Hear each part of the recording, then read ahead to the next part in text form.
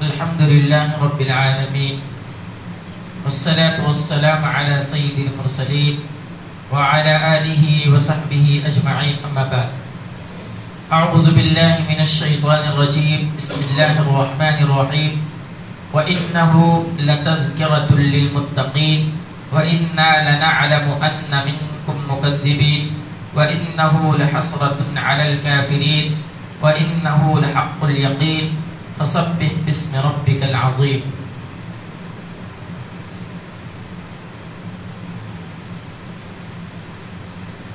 یہ سورہ حاقہ کی آخری چند آیتیں ہیں.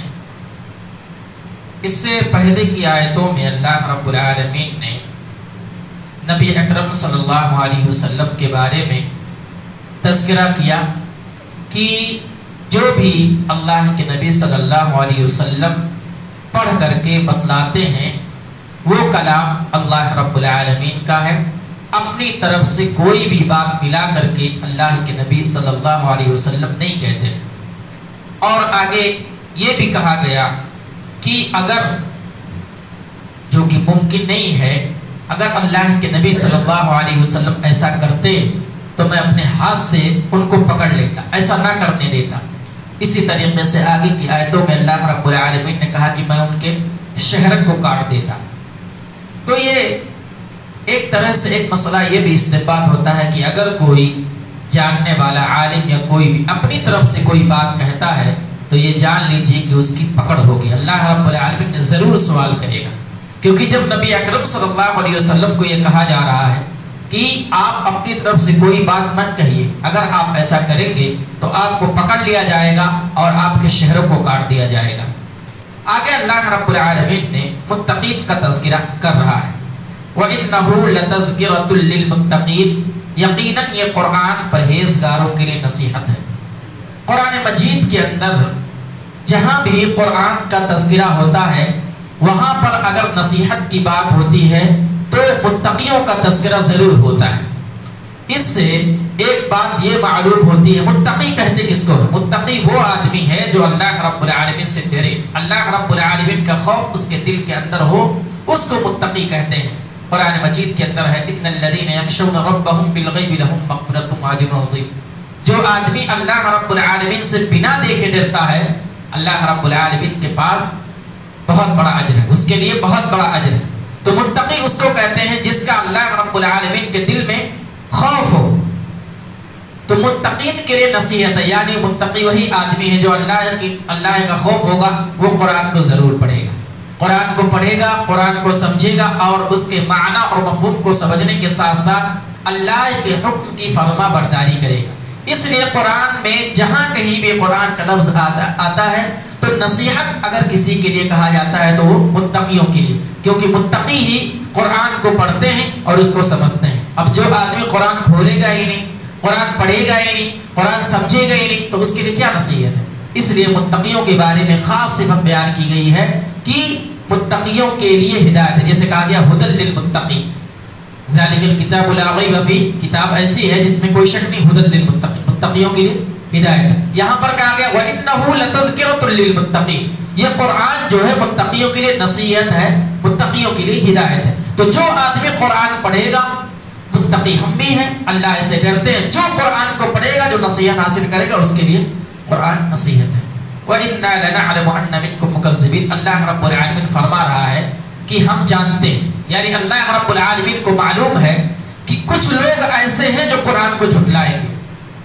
اللہ رب العالمین کہہ رہا ہے, اور اللہ رب العالمین ہر ایک چیز معلوم ہے, آگے کیا ہونے والا ہے, کیا ہو چکا ہے, آدمی کیا سوچ رہا ہے, کیا کرنے والا, سارا کچھ معلوم ہے. اللہ رب العالمین پہلے کہہ رہا ہے کہ کچھ لوگ ایسے ہوں گے جو اس قرآن کو جھٹلائیں گے, نبی کو جھٹلائیں گے, دین کو جھٹلائیں گے, اسلام کا مذاق بنائیں گے. اللہ رب العالمین نے پہلے کہہ دیا, اور ہم اور آپ دیکھتے ہیں کچھ لوگ ایسے ہوتے ہیں جو قرآن کو مانتے ہیں اور کچھ لوگ ایسے ہوتے ہیں قرآن کو نہیں مانتے. کچھ لوگ ایسے ہوتے ہیں جو صحیح باتوں کو سنتے ہیں, کچھ لوگ ایسے ہوتے ہیں جو صحیح باتوں کو نہیں سنتے. یہ دستور ہے, ہر ایک آدمی ایک طرح سے نہیں ہوتا ہے. اس لیے اللہ رب العالمین نے کہا وَإِنَّا لَنَعْلَمُ أَنَّ مِنكُم مُكَذِّبِينَ، لیکن جو لوگ قرآن کو سنتے ہیں، قرآن کو پڑھتے ہیں اور قرآن کو مانتے ہیں، وہ خوش نصیب ہیں۔ اللہ رب العالمین کی توفیق سے وہ اچھا کام کر رہے ہیں، نیک عمل کر رہے ہیں۔ جو لوگ بد نصیب ہیں، جن کو اللہ رب العالمین نے توفیق نہیں دیا ہے، وہ قرآن کو جھٹلاتے ہیں، قرآن کو نہیں پڑھتے ہیں، دین کو جھٹلاتے ہیں، دین کا مذاق بناتے ہیں۔ تو یہ دو طرح کے لوگ اس دنیا کے اندر پائے جاتے ہیں۔ اللہ رب العالمین نے آیت کہہ کر کے صاف بتلا دیا وَإِنَّا لَنَعْلَمُ أَنَّ مِنكُم مُكَذِّبِينَ، کہ ہم جانتے ہیں کہ کچھ لوگ ایسے ہیں جو اس کو جھٹلاتے ہیں، قرآن کو جھٹلاتے ہیں، حدیث کو جھٹلاتے ہیں۔ وَإِنَّهُ لَحَسْرَةٌ عَلَى الْكَافِرِينَ، اور بے شک یہ جھٹلانا کافروں پر حسرت ہے۔ یہ قیامت کا تذکرہ کیا جا رہا ہے۔ جو لوگ اس دنیا کے اندر قرآن کو جھٹلا رہے ہیں، دین کو جھٹلا رہے ہیں، دین کے مطابق زندگی نہیں گزار رہے ہیں، کل قیامت کے دن رب العالمین جب ان کو بدلہ دے گا، ثمرہ دے گا، اجر دے گا، جنہوں نے اس دنیا کے اندر اللہ کی فرما برداری کی، ان کو جنت میں جب داخل کیا جائے گا تو ایک کافر آدمی افسوس کرے گا ان کے بدلے کو دیکھ کر کے، نعمت کو دیکھ کر کے، اجر کو دیکھ کر کے، کہ کاش میں نے بھی ان کی طرح اپنی زندگی گزاری ہوتی تو آج اللہ رب العالمین مجھے بھی ان نعمتوں سے نوازتا۔ تو افسوس کریں گے، پچھتائیں گے، افسردہ ہوں گے۔ یہ تذکرہ اللہ رب العالمین نے کہا وَإِنَّهُ لَحَسْرَةٌ عَلَى الْكَافِرِينَ، کافروں پر حسرت ہوگی۔ قیامت کے دن آدمی افسوس کرے گا، کیا جی کہ کس طریقے سے میں زندگی گزار کر کے آیا ہوں، کاش میں ان کے جیسا زندگی گزارتا تو آج میں بھی اللہ کی نعمتوں سے سرفراز ہوتا۔ یہ اللہ رب العالمین نے اس آیت کے اندر کہا ہے۔ اسی طریقے سے آگے کہا وَإِنَّهُ لَحَقُّ الْيَقِينِ، اور بے شک یہ یقینی حق ہے۔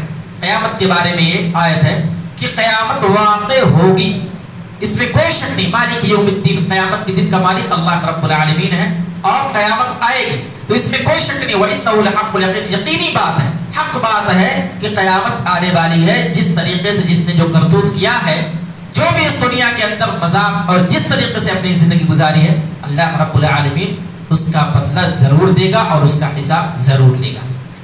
فَسَبِّحْ بِاسْمِ رَبِّكَ الْعَظِيمِ، اللہ رب العالمین اب یہاں سجدہ کرنے اور تسبیح بیان کرنے کا حکم دے رہا۔ کیوں ایسا کہہ رہا؟ یہ قرآن ہم اور آپ کے لیے ہدایت ہے۔ ہدایت کا ذریعہ آدمی اگر قرآن کے مطابق اپنی زندگی گزارے تو وہ جنت میں ضرور جائے گا۔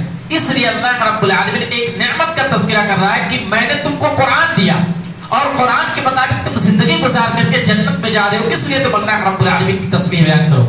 قرآن کے اندر سارے فرمودات ہیں، قرآن پڑھیے آپ، ساری چیزوں کا حکم قرآن کے اندر بتایا گیا، کس طریقے سے آدمی زندگی گزارے، کیا کس پر چل کر کے وہ جنت میں جائے گا اور کس پر چل کر کے وہ جہنم میں جائے گا، کس پر چل کر کے دنیا میں ترقی کرے گا اور کیا کر کے اپنی زندگی برباد کرے گا۔ تمام چیزیں قرآن کے اندر کھول کر بتلا دیا گیا۔ اور اگر قرآن کو نہیں سمجھ سکتے تو اس کی تفسیر حدیث ہے، حدیث کو پڑھے، قرآن کو پڑھیے، ساری چیزیں آپ کو ملیں گی۔ اس لیے اللہ رب العالمین نے قرآن کا تذکرہ کرتے ہوئے کہہ رہا ہے کہ آپ اللہ رب العالمین کی تسبیح بیان کیجیے، کیونکہ اس نے تم کو ایسا کلام دیا ہے کہ اس کو پڑھنے کے بعد تم اپنی زندگی سنوار سکتے ہو، اپنی زندگی بنا سکتے ہو۔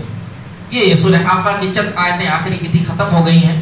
اللہ رب العالمین سے دعا ہے کہ اللہ رب العالمین تو ہمیں قرآن پڑھنے کی توفیق عطا فرما۔ قرآن ہمارے لیے نازل کیا گیا ہے، قرآن کو سمجھنے اور اسی کے ساتھ ساتھ اس کے مطابق اپنی زندگی گزارنے کی توفیق عطا فرما۔ اللہ رب العالمین تو ہمیں کہنے سننے سے زیادہ عمل کرنے کی توفیق عطا فرما۔ اللہ رب العالمین جب تک اس دنیا کے اندر رکھ، ایمان و اسلام کی حالت میں رکھ، جب ہمارا خاتمہ ہو ایمان کی حالت میں ہو۔ آمین و آخر دعوانا ان الحمد للہ رب العالمین۔ السلام علیکم۔